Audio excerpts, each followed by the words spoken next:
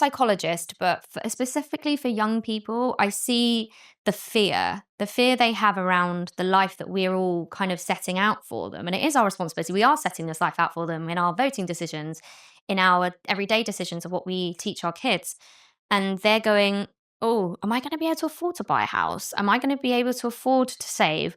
Is there going to be a job for me? You know, all of those things. And I hear them asking these questions all the time. And I think it's our responsibility as adults to help them through that. And the mental health impact, you know, we know it as adults, you know, when we're worried about our finances, it does impact our sleep. It does impact what we do and how we think and feel. And it also changes the narrative that comes out of our mouth. And that directly impacts the next generation's narrative. Because as you know, I don't have any children, but you know, your kids are sponges. They will. And also what I love sometimes is some of my best friends' babies sound like them. And they go like, and they'll repeat verbatim phrases that their mums and dads use.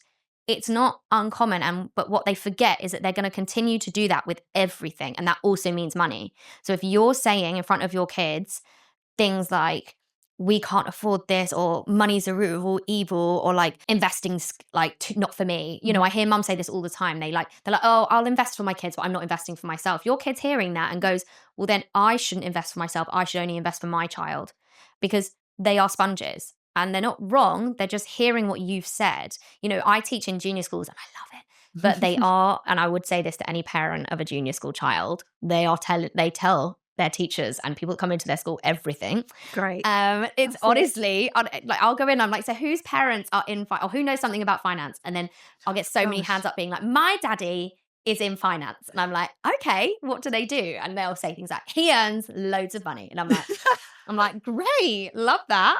And then because obviously they're like, it's competition, isn't it? Yeah. So then they're all putting their hands up. They're like, my mummy's friend's dad also works in finance. You're like, okay, cool. Well, I've seen a 50p. Anyway, it goes like, you really have to work with junior schools. You have to work on like statements and questions. Anyway, I would say with junior schools, it's so prevalent. Like the things that come out of their mouth is directly what you're saying. So yes, mental health is a huge element, but please be aware of the word you're using, because it's going to directly impact them and their mind, like their money behavior.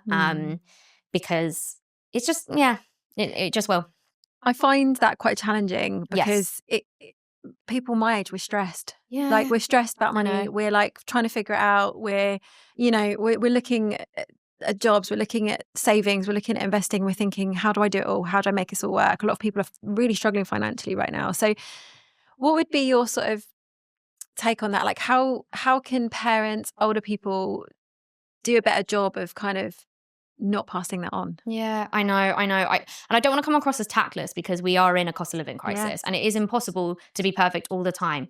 But just especially in those younger ears, just be really careful. And if you hear even your parents talking to your kids around about money that you don't like, do pick them up on it, because like I said, they take noise in, they process it, and then they keep it, because that's all they know. Like, don't forget, they're working from a blank page. You know, as an adult, if someone says to me like investing is wrong, I look at my investing page in my brain and go, well, no, because I have all of this data to prove that it works for me. Love that. Whereas when you are a child, you go, investing is wrong, and you go to your investing page and it's a new page because no one has ever talked about investing before. And so you go, right, well, investing is wrong. And then you park that in your little case study of life. And then when someone talks about investing, you bring that out. And if someone goes, oh, no, investing's really good, you go, well, no, because my page says this one time. Exactly, this one time, I got told it was wrong. And therefore, you're going to have to really battle to tell me that it's right, because I only have one page of data here, and that page says one thing. And it actually came from my mum. And my mum is the oracle of truth.